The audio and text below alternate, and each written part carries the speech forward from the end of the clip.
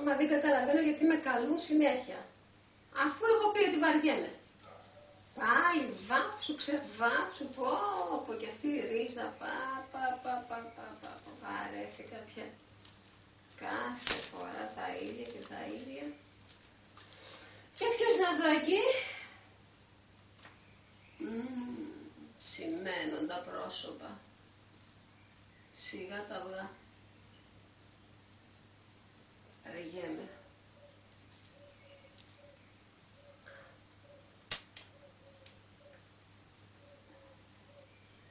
Αργέμαι τρομερά. Τι να κάνω? Θα μου πεις, δημόσιες σχέσεις. Δεν γίνεται κι αλλιώς. Τι να κάνεις, να μην πας? Και αν πας? Το ίδιο πράγμα.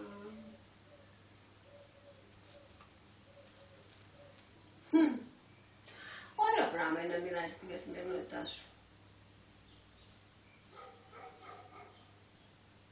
Θα βάθεσαι.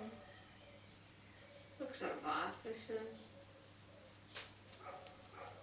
Να ξυπνάς, να κοιμάσαι. Μ' αρέσει αυτή η ιδέα.